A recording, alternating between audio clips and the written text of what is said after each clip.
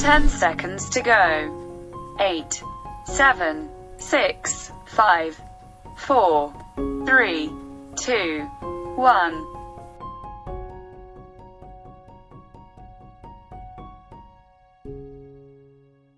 I've said it once, I'll say it 1,000 times. Customer service representatives and customer service is the most important thing in our culture. Being professional, doing things exactly as you are trained to do is important. When you don't follow those guidelines, when you don't follow proper protocols, when you do not know your product knowledge, that's when things just go down and it doesn't make the patient process lax. Today's episode is called Angel versus Verizon. Have faith, let it begin. New season, fall edition, starts right now. On June 16th, 2018, a show designed for you, the Daily Commuter, went live. Well, folks, dreams do come true. This is Have Faith, Let It Begin, and this is our first episode. A weekly show all about faith. Every day, we're going to battle storms. We're going to face challenges. But we have to remember that we're not going to do it alone. We have to have faith. A show with motivational topics. As you go into work today, don't allow anyone to steal your joy. Lift your head up high and know that God is with you. Inspirational stories and personal testimony set out to change the world. My wife and I are expecting our first child. I'm going to be a father.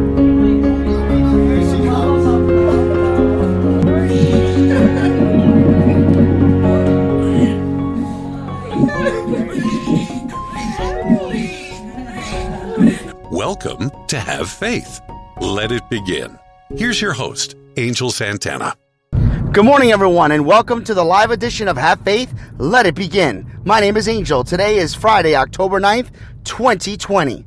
We're going to get right into it, but I did promise all of you the cell phone story. So before I get into Angel versus Verizon, here's what happened yesterday. So on the way to my mom's house to drop off a couple items, I realized that my tire pressure had been low.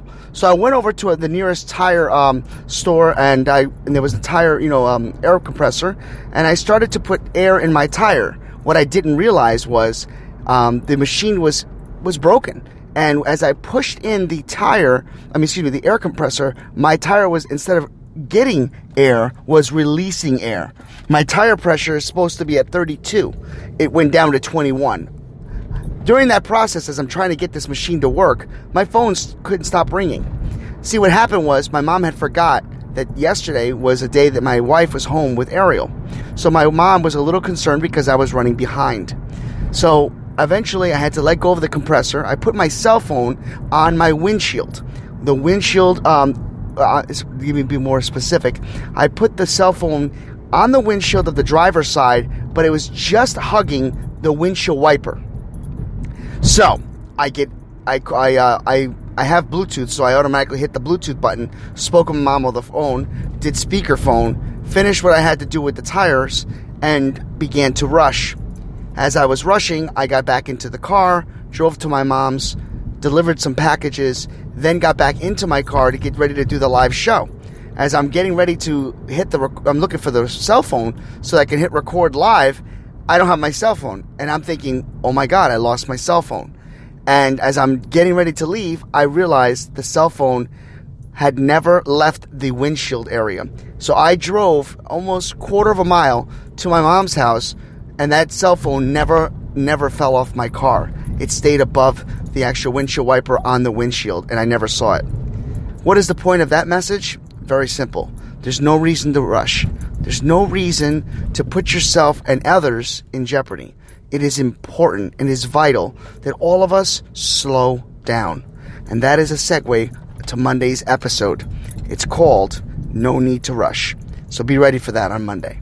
Folks, Angel versus Verizon. My parents are on my line. They're on their 70s, and I believe that my job as a son is to take care of my parents. Why? Because they took care of me. Well, I put them on my plan because, quite honestly, it was too expensive for them. So by putting them on my plan, I only charge them internet. I don't charge them for the phone or their line. And they pay me internet. So, save them over $125 a month. But that's not the story. The story is they needed an upgrade for phones. So we went online and we spoke with individuals from Verizon Wireless. We spoke with a couple agents, and they provided me with an offer for 2 Samsung A01 phones. I was excited because the phones were not $1,000. They were $150. They told me there was a sale. I was excited.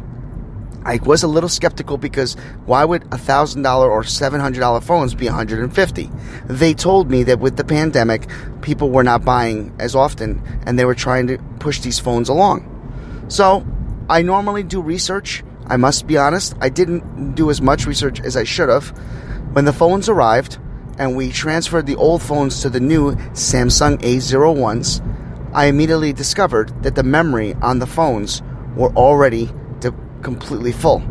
What I'm trying to say is, the reason why the phones were so cheap were they only had 16 gigabytes on their phones. Now, just to give you an example, for people that may not know the terminology, for 16 gigabytes on a cell phone, that is equivalent to at least 15 to 20 apps.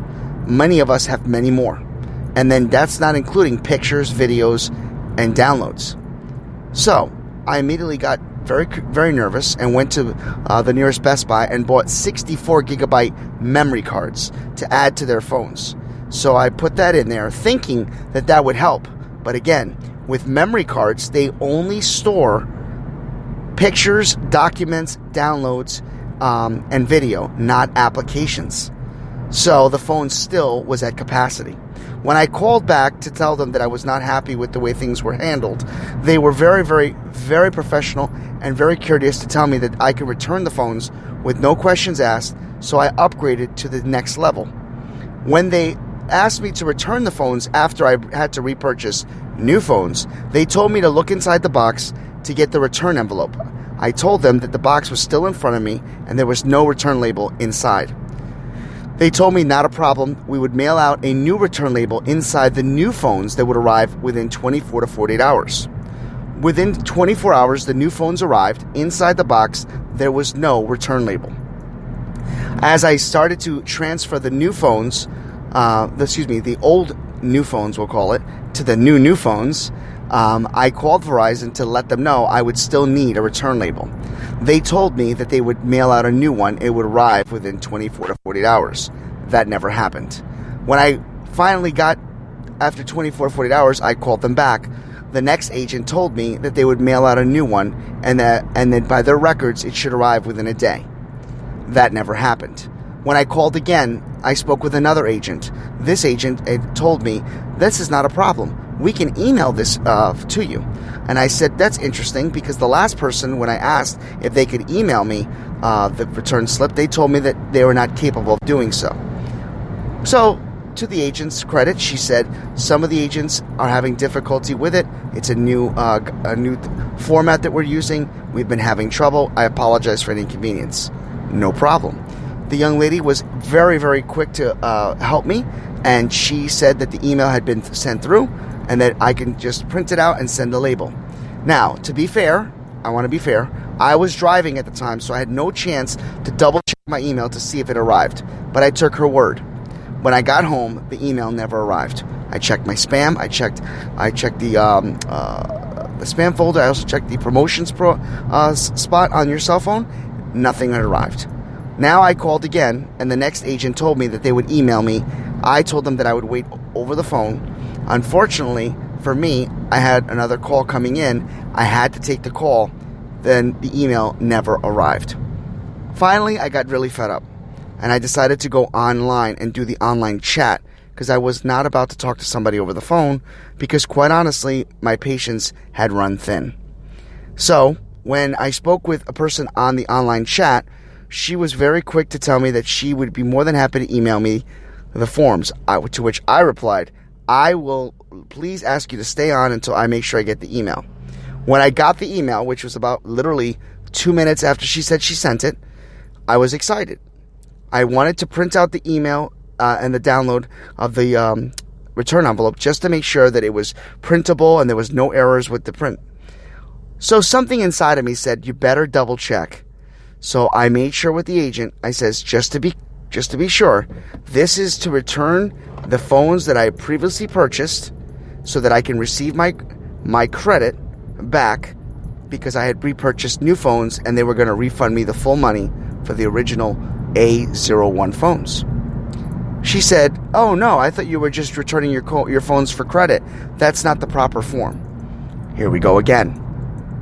So, once again, she emailed me, and this time when the label came in, she emailed me the wrong label. She then emailed me the label for, once again, the new phones.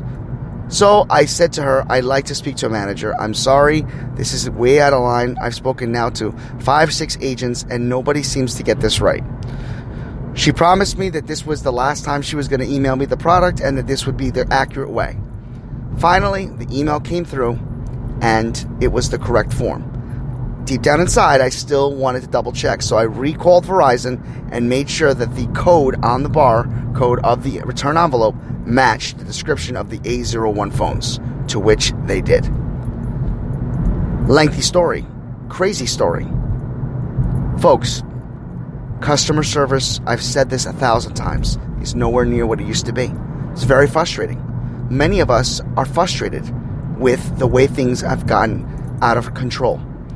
So to all my fellow customer service representatives, because I am one too, we have to make sure we know our product. We have to make sure that before we get off the phone, our customers are correctly taken care of.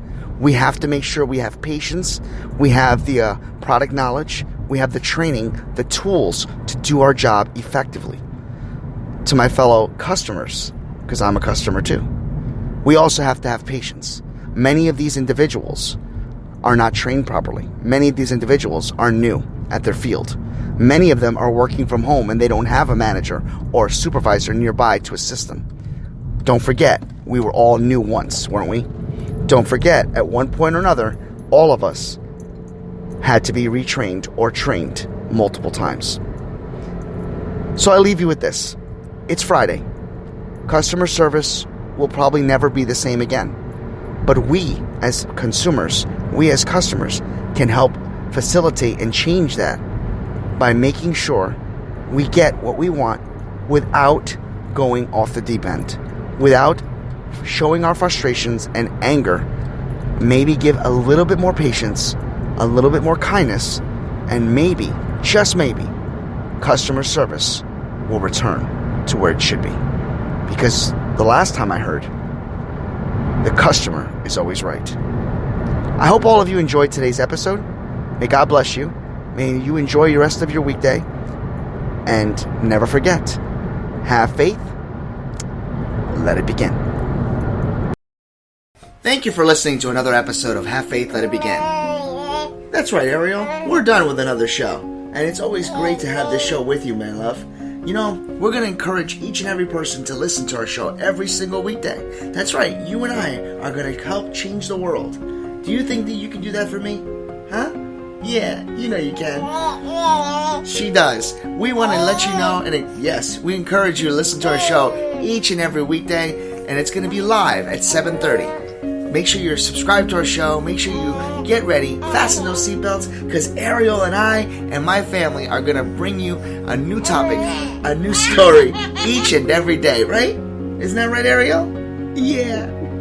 And she's smiling at me. Guys, enjoy your day.